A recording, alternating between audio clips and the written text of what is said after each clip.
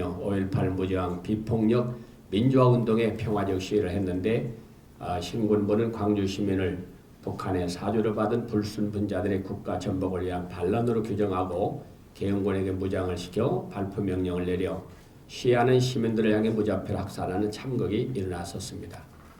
이때 수도권에서 목회하는 호남 출신 목회자들은 애국심과 양심을 가지고 5월 30일 서울의 은광교에 모여 기도회를 갖고 광주를 살리고 고향을 살리자고 다짐하였습니다. 오늘 은혜의 아침에 호산나 선교회 가족들과 호남 출신 정계 인사들이 함께 모여 국회의원 당선 축하와 지자체장들을 고귀한 사명 완수를 위하여 기도회를 개최하는 은혜를 주심을 감사합니다. 숨쉴 수 없는 고난의 뜨거운 바람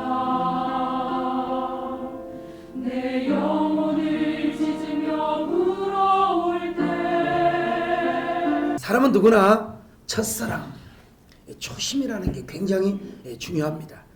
그래서 한 나라의 건국과 망국 사이에는 초심을 지키는 자와 초심을 잃은 자가 있다는 거 아니겠습니까? 정치인과 우리 목회자들이요, 초심을 지킨다는 게 참 얼마나 어려운지 모릅니다. 초심은 굉장히 어려웠을 때와 초심을 지키는 것은 굉장히 어려웠을 때와 관계가 된다는 사실이죠. 초심은 우리의 고향과도 관계가 있다는 사실이죠. 그러므로 고향을 사랑하는 마음이 있어야 한다는 것입니다. 초심만 앞세우다 보면 자기 중심적인 생각에 사로잡힐 때가 있고 남을 위한 배려가 부족할 때가 있습니다. 그래서 이제 초심 위에 사실 진심이 필요하다고 봅니다.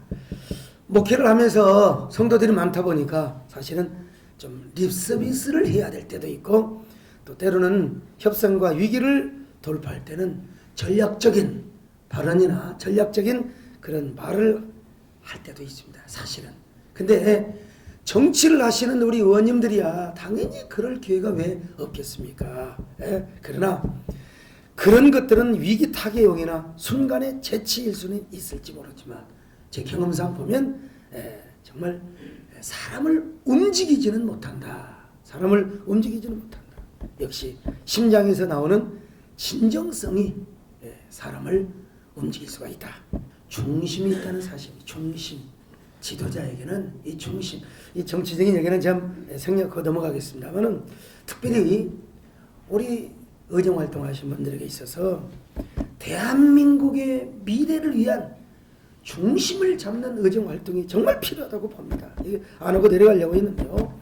특별히 지금 대한민국의 건강한 사회를 이루기 위해서는 두 가지. 우리 교계에서 볼 때 크게 두 가지인데 하나는 뭐냐? 동성애요. 또 하나는 뭐냐? 이 이슬람 테러가 정말 우리에게 위협적인 존재로 다가오고 있습니다. 이 동성애 간략하게 말씀드린다면 인권이라고 하면은 우리 의원님들이 아무 말을 못합니다. 저는 우리 정동영 전 의장님 보니까 동성애에 대해서는 확고한 신념과 의지가 있다는 사실을 제가 알고 감사했습니다. 우리 천정비 의원님도 그러리라고 확신합니다. 구소련과요 그리고 동구의 공산 국가들이 무너졌을 때 서구의 이 구라파의 젊은 청년들이 야 이제 막시즘은 끝났구나 이제 그렇게 생각을 했습니다. 그때 유럽의 사회주의자들이 네오막시즘 사상을 만들어낸 겁니다. 네오막시즘이란 유물론적 공산주의 사상과 휴머니즘이 교묘하게 혼합된 사상인데 내용은 무신론인데요. 아주 캐치플레이즈는 평등, 인권, 나눔, 섬김, 정의, 소수자의 권익보, 아름다운 공동체. 여기에 프로이드의 인간을 육체로 보는 프로이드의 심리학이 잘 지원해주고 있습니다. 공산주의가 폐기처분될 위기에 있을 때 프로이드 학파에 속한 빌렐롬 라헤가 제안한 성정치 이론. 이거 프로이드 학파에서도 이 빌렐롬 라헤를 파면시켰는데 나중에 새로운 네오막시즘을 이렇게 잘 하려다 보니까 결국은 파면시킨 빌렐롬 라헤의 이 성정치 전략을 갖다가 사용하게 된 것입니다. 자, 그래서 인간은 누구나 평등하기 때문에 이성 간에만 사랑하는 것이 아니라 동성 간에도 사랑할 수 있다. 그리고 동성애는 인권을 앞세우고 소수자의 권익을 앞세웁니다. 자, 이걸 반대하는 전통적인 구조가 첫째는 가정이고 둘째는 학교고 셋째는 교회라는 것입니다. 그래서 전통적인 가정을 무너뜨리고 학교에서는 인권 조례를 만들어서 전통적인 교육을 무너뜨리며 동성애를 가르칩니다. 그리고 가장 걸림돌이 교회에서는 간음하지 마라, 동성애 하지 마라 하니까 교회가 가장 큰 장애물입니다. 그래서 지금 시대의 흐름이, 물론 교회가 잘못하고 도덕성이 떨어지고 투명성이 떨어지는 부분도 있습니다. 뭐 있으면 있다고 해야죠. 그러나 그보다 더 큰 이유는 이러한 시대적인 흐름과 사조와 트렌드에 의해서 교회가 순환을 당하고 있다는 사실을 꼭 알아두시고, 어쨌든 간에 이 대한민국의 건강한 사회의 생태계와 환경이 깨져버리고 교회의 생태계가 깨져버리게 되면 대한민국의 미래사회는 건강한 미래사회가 존재할 수가 없습니다. 지금 전 세계가 사막화되어 가고 있는데 중요한 것은 영혼의 사막화 그리고 정신의 사막화입니다. 영혼의 녹색운동은 목사들이 해야 되겠지만 사회의 녹색운동은 우리 호남 출신의 우리 의원님들께서 이런 일을 하셔야 된다고 봅니다. 국회의원 한 사람이 얼마나 중요한가. 저 사토 키치와키라는 사람이 쓴 내가 미래를 앞서가는 이유라는 책에 보면 앞으로는 자본주의 시대가 지나가고 가치주의 시대가 온다는 것입니다. 이제 국회의원도 왜 하느냐, 돈도 왜 버느냐, 목회도 왜 하느냐, 가치, 의미를 중요하게 여기는 시대가 이제 오고 있습니다. 이런 가치를 가지시고 이런 신념을 가지시고 삼심으로 하는 의정활동을 잘 하셔서 우리 고향을 지켜주시고 고향교회를 지켜주시고 또 우리 대한민국의 건강한 사회를 지켜주시는 귀한 여러분들이 될 수 있기를 바랍니다. 그리스도의 은혜와 하나님 아버지의 극진하신 사랑과 성령에 감화하시고 감동하시고 충만하시고 인도하시는 역사가 모든 주님의 사람들 머리 위에 지금부터 영원히 함께 계시옵기를 간절히 축원하옵나이다. 아멘. 동성껏 우리 의원님들 축하하는 그 축하패를 만들었습니다. 부사람과 투철한 사명감으로 국민의 존경과 신뢰를 받아 제20대 총선에서 국회의원으로 당선되어 본 선교회로 축하하는 마음을 깊이 담아드립니다. 작년 4월에 무소속 출마를 결심한 데는 사실은 목사님들의 기도와 이 성원과 이끄심이 결정적이었습니다. 전혀 광주 하고는 제가 어떤 지역적인 연고라든가 거기 지리도 모르고 무슨 조직이 있거나 전혀 그러지 않았는데도 불구하고 그 민심을 제가 믿어서 나왔습니다만 그것을 우리 목사님들이 선도해 주시고 있다는 것을 잘 느끼고 있습니다. 내년 대선에서는 분명하게 두 가지 목표를 저는 달성해야 한다고 생각합니다. 우리 호남의 입장에서입니다.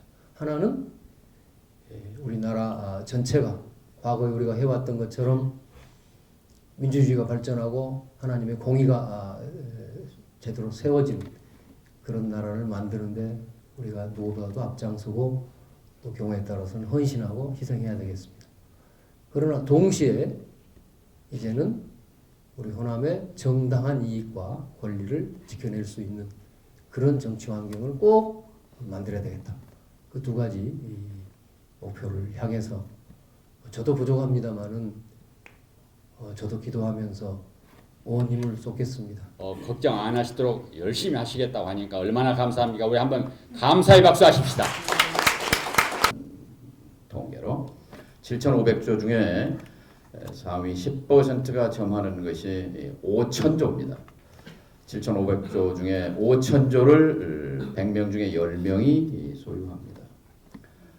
그런데 하위 50% 대한민국 국민 5천만 중에 2,500만 명이 얼마를 갖고 있느냐? 전체에 놀라지 마십시오. 2%를 갖고 있습니다.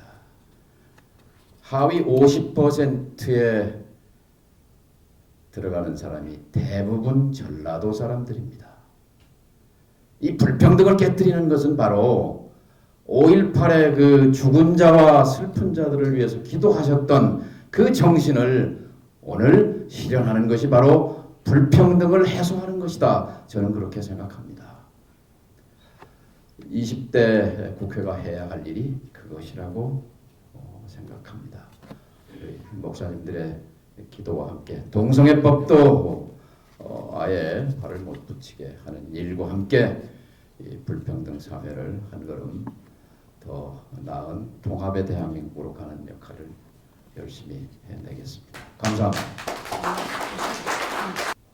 한 지역주의에 몰입에 빠지는 소영웅주의자가 되면 안 되지만 지역에서 후원하는 그 힘을 바탕으로 전국을 억압할 수 있는 위대한 정치가가 된 줄로 믿습니다. 왜냐하면 여러분은 하나님께서 세우셨기 때문입니다. 국회의원으로서 지방자치단체장으로서 어떻게 하면 하나님의 의가 실현되고 예수 그리스도의 대 속에 은혜가 모든 백성들에게 또 지역에게 미칠 수 있는 걸 생각한다고 하면 우리 호남 출신들을 통해서 대로운 역사를 일어나게 될 것입니다. 유네스코의 아태지역 교육원 연맹을 유엔이 창설하는데 거기서 유네스코 아태지역 수석 부의장을 맡았는데 의장이 인도네시아 국회의장이었는데 6개월 후에 총선에 낙선을 함으로써 그 자격을 상실하고 제가 아태지역 교육원 연맹 의장으로 가서 유네스코에 가서 업무 보고를 받은 때가 있었습니다. 그런데 저는 유네스코의 자연유산, 문화유산 여기까지만 생각하고 있었어요. 그런데 뜻밖에도 세계 기록유산이라는 게 나옵니다. 그런데 아프리카의 넬슨 만델라, 동아시아의 87년 필리핀 민주항쟁 이런 게 나옵니다. 아니 근데 80년 5월에 광주 5.18이 동아시아의 민주화 운동을 추동한 그런 역사인데 왜 80년에 5.18은 뺐나 하고 제가 물었더니 놀랍게도 아직도 신청이 안 들어왔습니다. 우리가 추적한 것이 아니고 정부나 NGO 단체가 자료를 모아가지고 신청하면 심사해서 발표한다는 것이었습니다. 이 전류에 제 뒤통수를 찢어버린 것 같았습니다. 부끄러웠습니다. 또 산자로서 5.18 영령에게 몸둘 바를 몰랐습니다. 광주 5.18 민주화운동 유엔 유네스코 세계기록유산 등재 추진위원회를 결성을 하고 4년 동안 대학 교수단으로 구성을 해서 이 자료를 유네스코에 제출했습니다. 정의는 마침내 승리한다. 주소연양이라는 그 당시에 광주여고 1학년 학생의 일기장이 그때 제출되었습니다. 이것이 유네스코 14개국의 대표들의 그 위원들에게 전달되고 그걸 보고는 이것은 프랑스 혁명사에 버금가는 감동이 있다. 이렇게 해가지고 마침내 우리 광주 5.18 민주화운동이 유엔 유네스코 세계기록유산에 등재되고 선포식을 갖게 되었습니다.